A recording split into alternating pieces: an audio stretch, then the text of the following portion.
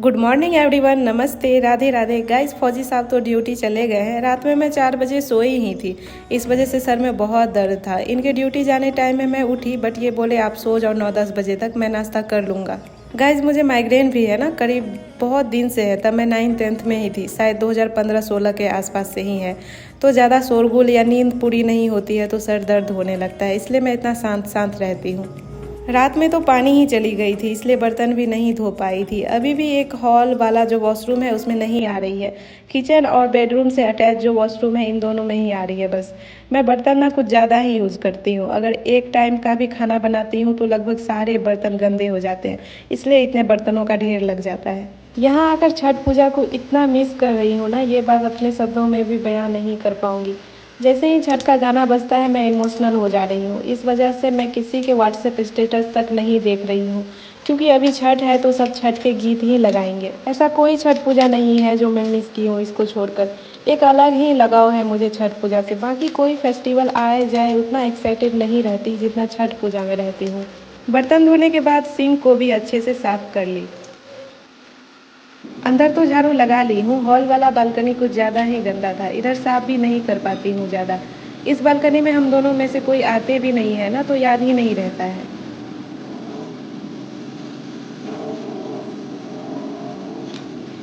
Gas, झाड़ू बर्तन वगैरह तो हो गए हैं। मुझे आज सुबह सुबह ही कुछ ज़्यादा ही भूख लगी है, रात में ठीक से खाई भी नहीं थी, इसलिए यहाँ आने के बाद भाई की वजह से हम दोनों को चाय की आदत लग गई है।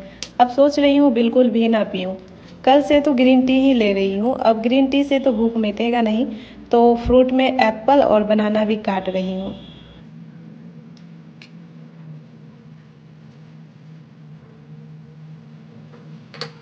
इसी प्लेट में ले ली हनी और ब्रेड। बस हो गया, इतने में तो मेरा पेट फुल हो जाएगा।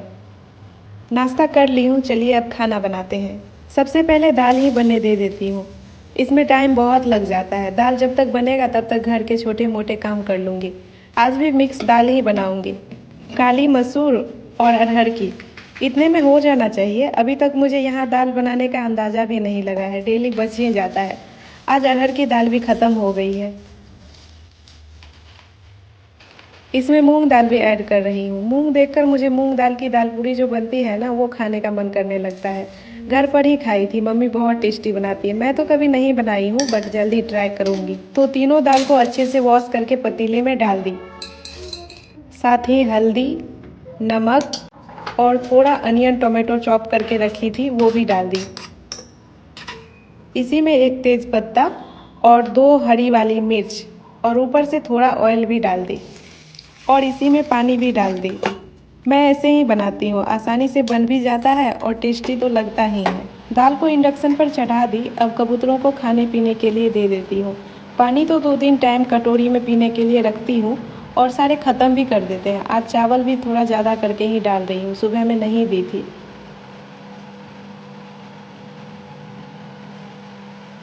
बेडरूम में अच्छी धूप आ रही है तो थोड़ी देर के लिए खिड़की खोलकर पर्दे हटा देती हूँ। धूप बेड पर भी पड़ेगा थोड़ी देर के लिए। साथ ही बेड भी बना ली।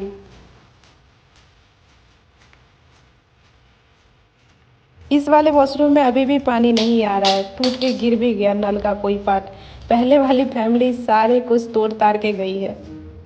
सारे वॉशरूम का यही हाल है।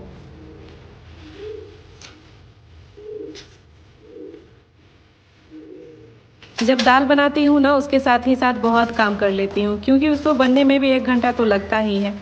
हस्बैंड के कुछ कपड़े पड़े थे तो तब तक कपड़े ही धो लेती हूँ। इस वाले वॉशरूम में तो पानी आ नहीं रहा है, तो अब सारे कपड़े को बेडरूम वाले में ही लेकर चलती हूँ, वहीं धो लूँगी।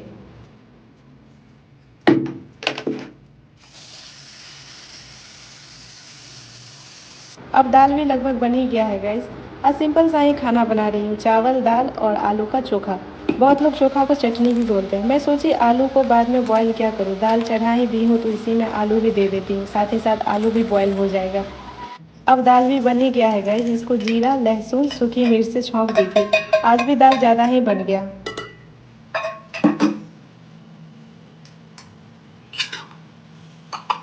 दाल वाले पतीले में ही मुझे चावल भी बनाने हैं। यहाँ घर से एक ही पतीला लाई थी, अब इसको साफ करके इसी में चावल भी बना लूँगी। तो चावल को अच्छे से वॉश कर ली 5-6 पानी से। अब चावल भी चढ़ा देती हूँ।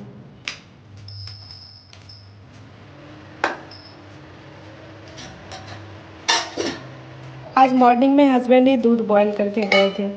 मैं डेली सोचती हूँ कम से कम सुबह 5 बजे तक तो जग ही जाऊँ, लेकिन मेरा काम ही 2-3 बजे तक ख़त्म होता है, तो इसी वजह से सुबह उठ ही नहीं पाती।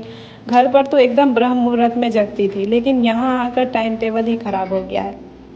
अब चावल भी बन गया है, अब बचा चोखा। इसमें सूखी मिर्च और प्याज पकाकर ही डालूंगी।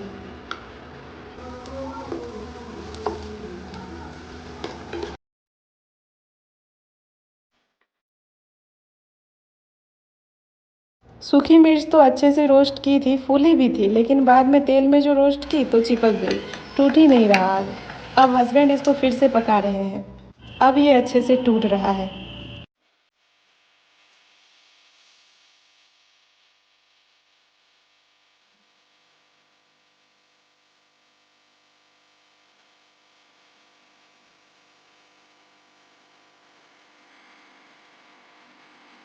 आज चटनी भी बनाऊंगी मूंगफली वाली, जो रात में बनाई थी।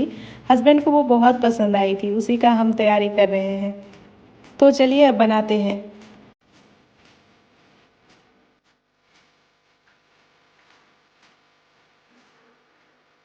अब हस्बैंड इसको कूट रहे हैं, मैं तब तक स्नान करके आती हूँ, फिर खाना खाएंगे। आज हस्बैंड को जल्दी ड्यूटी जाना है। अब खाना भी लगा दी हो।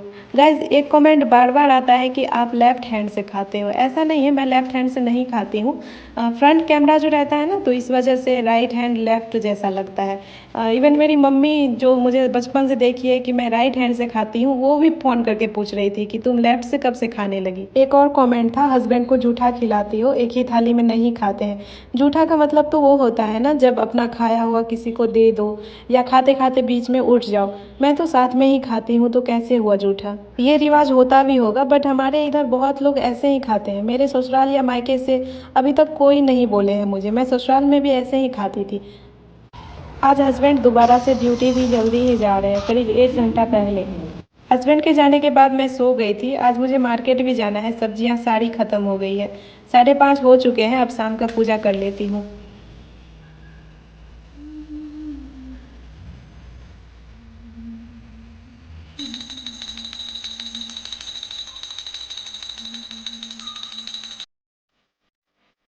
अभी हस्बैंड ड्यूटी से आए तो उधर से एक पार्सल लेते हुए आए। पतिदेव एक और कुर्ता ऑर्डर किए हैं मेरे लिए। कॉटन में है, कलर भी काफ़ी अच्छा है, बट स्लीवलेस है। अभी मार्केट जा ही रही हूँ तो ट्राई करूँगी। स्लीवलेस पहनती नहीं हूँ मैं जल्दी।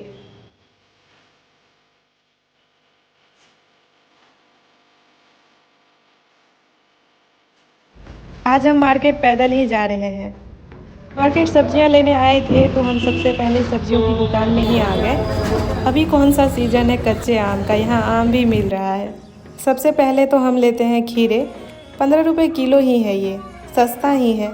इसके बाद हम लेते हैं एक बंडल कड़ी पत्ता। पहले वाला कड़ी पत्ता है ही, लेकिन वो सूख गया है।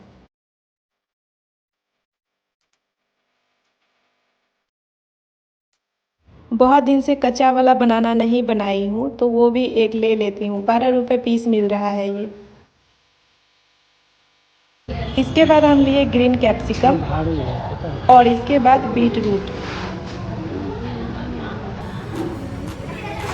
यहाँ अलवा भी मिल रहा है, हम लोग तो इसको अलवा ही बोलते हैं, तो हम ये भी ले लिए। इसको चुनने में प्रॉब्लम आ रही थी, छोटा छोटा मिल ही नहीं रहा था। बहुत बड़ा है, छोटा छोटा। दुकान से बाहर भी प्याज टोमेटो मिल रहे थे, तो हम बाहर से भी कुछ कुछ लेने आ गए। यहाँ से हम लिए प्याज। अंदर वाले प्याज से ज़्यादा ये वाले प्याज अच्छे हैं, और उसका रेट भी वहाँ से कम है। प्याज लेने के बाद हम आ गए टोमेटो लेने। प्याज टोमेटो लेने के बाद फिर हम आ गए अंदर। हरी मिर्च छूट गई थी, तो वो भी ले लिए। यहाँ लहसुन काफ़ी महंगा है, 390 रुपये किलो। अभी हम 250 ग्राम ही लिए। सारी सब्जियों का बिलिंग करवा कर बाहर निकल गए हम। रात भी हो गई है, तो हम सोचे बाहर ही खा लेते हैं। काफ़ी लेट भी हो गया है, घर जाकर बनाना नहीं पड़ेगा। तो हम उसी रेस्टोरेंट आ गए जहाँ पहले भी आए थे। यहाँ के इडली और मसाला डोसा हम दोनों को बहुत पसंद आते हैं। खाना खाकर हम बाहर निकले तो बाहर ही पानी पूरी भी मिल रहा था, तो सोची ये भी खा लूँ। मुझे लगता है बेंगलोर में सबसे सस्ता यही मिलता है, 20 रुपये का 6 दे रहे थे। पानी पूरी खाकर हम सीधे क्वार्टर के लिए निकल रहे हैं, बहुत टाइम हो गया है। क्वार्टर आ गई हूँ गाइज। आज हस्बैंड का कितना खर्चा हुआ है ये वही देख रहे हैं। तो ओके गाइज, चलिए अब कल सुबह 7 बजे मिलती हूँ। तब तक के लिए टेक केयर। राधे राधे, जय हिंद।